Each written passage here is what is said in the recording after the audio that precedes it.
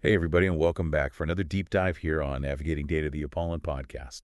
We're on episode 8 already. Wow. And we are tackling a topic that I think is on a lot of people's minds these days, product returns. Yeah, it's something that we here at Apollon think about quite a bit, especially as we are, really trying to create solutions for e-commerce to make it, as smooth and satisfying as possible. For sure.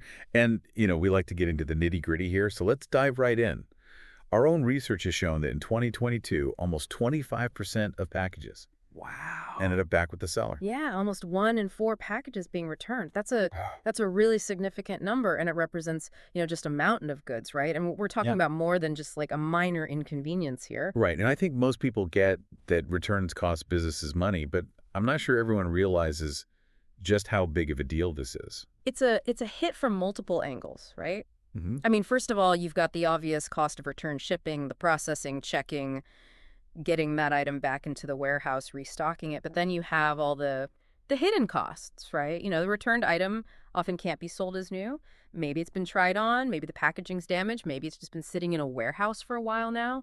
All of that really cuts into profit margins, and those losses can add up really, really quickly. Yeah, it's like this ripple effect, right, that you don't always Mm. think about, impacting everything from logistics to inventory management. Absolutely. And then on top of all that, we haven't even mentioned the environmental toll, right?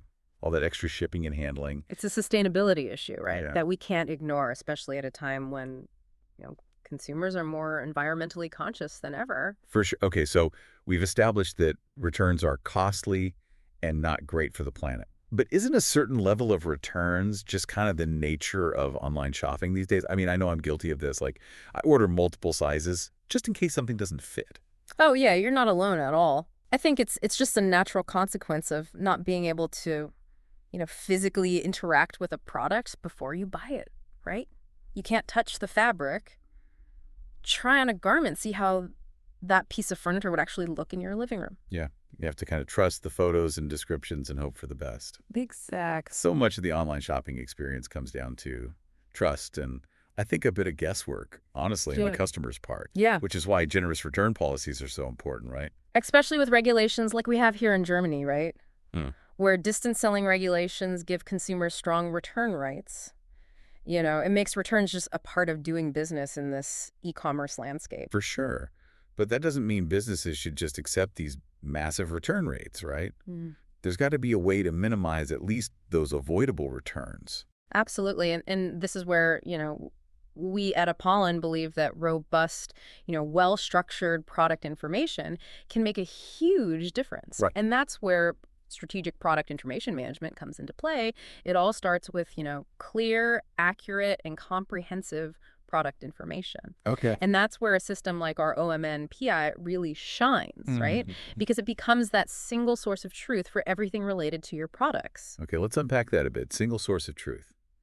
It sounds almost philosophical in a way. Okay. What did that mean in the context of product information and reducing returns? Well, you're right. It's about creating a unified foundation of product knowledge. So imagine this. Everyone in your company, from the marketing team who's writing, compelling descriptions to the customer service rep who's answering a late night query, everyone is working from the same centralized repository of information. So no more digging through outdated spreadsheets or like relying on guesswork and gut feeling. Exactly. And because that information is consistent and accurate across every channel, whether it's your website, your social media, your online marketplaces, it builds this level of trust with your customers. Yeah. When customers know what to expect, they're more likely to make informed decisions right, and less likely to return items because of surprises or unmet expectations. That makes total sense. Like if I see a picture of a sleek, modern coffee table online, but then I get the thing and it looks like it belongs in my grandmother's living room, I'm sending that back. Yeah, absolutely. And that's where product information management, goes beyond just having a lot of data. It's about having the right information presented in a way that's useful and easy to understand. Totally. So let's say I'm shopping for a new winter coat online. What kind of information would make a difference for me in my decision to buy or not buy that coat? Well, think about, those details that could easily sway you in a physical store, right? So, the feel of the fabric, the weight of the coat, how it fits on an actual person, not just a mannequin. Right, right, because those are the things you can't experience through a screen. Exactly. And that's usually when I start to get those, like, nagging doubts. Exactly. And that's where, this strategic approach to product information management helps you bridge that gap, right? So instead of one small blurry photo, you've got multiple high-resolution images. You can zoom in, you can see the fabric texture, you can see the stitching details, maybe even a 360-degree view, so you can really get a sense of the cut and the fit. It's like bringing the fitting room to the customer's living room. Exactly. And speaking of visuals, I think it's time we talk about the power of digital asset management. Or DAM? Absolutely, yeah. We've talked about the importance of having accurate and detailed product information, but let's be honest, online shopping is a visual experience. Oh, yeah. People are drawn to, compelling imagery. It's what grabs their attention. Don't judge a product by its blurry thumbnail, right? But seriously, what does digital asset management bring to the table in terms of, actually impacting returns? I'm really curious about this. Think of digital asset management as like the perfect complement to product information management. Okay. So while product information management handles all those, rich product descriptions, all those data points, digital asset management ensures that all your visual content is top-notch and it's working hard for you. Okay, I'm intrigued. Break it down for me. What makes digital asset management so crucial in preventing those, like, expectation versus reality returns we talked about? A good digital asset management system, like our OMN DAM, ensures that all of your product images are high resolution, they're correctly sized for different platforms, and they're consistent Okay. across your website, your social media, any other marketing materials. Yeah. It streamlines that whole process of managing and delivering those visual assets. So instead of getting frustrated by a pixelated photo, Uh, that leaves me wondering, like, what's the actual color of this? Or Yeah. what's the texture really like? Digital asset management is kind of giving me that guarantee that the images I'm seeing online are actually representative of the product I'm going to be holding in my hands. Huh.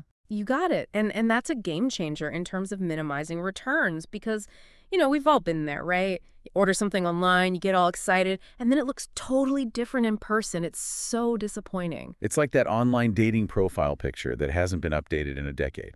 Not what you expected. Exactly. But with digital asset management, you're ensuring that visual representation matches the reality Yeah. of the product. So it sounds like having this centralized system for managing all of these assets, whether it's images, videos, but even things like 360-degree views we talked about, it just makes life a lot easier for everyone. For everyone involved. From the Absolutely. marketing team who's, creating these captivating campaigns to the customer who's browsing your online store at 2 in the morning, Yeah, hoping to find the perfect pair of shoes. exactly. And let's not forget the added bonus for anyone involved in e-commerce, SEO. Right. When you have well-organized product information paired with high-quality images, it's not just beneficial for your customers, it's Yeah. a win for search engines too. Oh, right. Tell me more about that. How do product information management and digital asset management, how do they impact SEO? I Yeah. don't think we've touched on that yet. We'll think of it this way. Search engines, like Google, they thrive on structured data Okay. and engaging content. Yeah.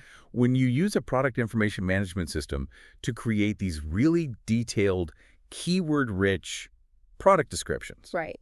and then you combine that with stunning visuals that are managed through your digital asset management system. Yeah. It's like you're speaking Google's language. It's like you're speaking Google's language. You got it. Giving Ah. Google exactly what it wants, a clear understanding of what your product is, how it looks, and why somebody should be excited to actually click on it. Right. And when you have that clarity, that consistency Yeah. across your online presence, it's a win-win for everybody. Totally. Customers find what they're looking for, businesses see the results in their search rankings, and ultimately their bottom line. Yeah. Yeah, it sounds like product information management and digital asset management, they're kind of a power couple when it comes to tackling returns and just creating a better customer experience overall. Absolutely. And it's something that, we've seen firsthand at Apollon. These systems can be transformative for businesses, no matter what size or industry. Speaking of industries, this has been a fascinating deep dive into the world of product returns, and we've mainly focused on retail, but where else do you see, this idea of detailed, well-managed product information being really crucial? That's a great question.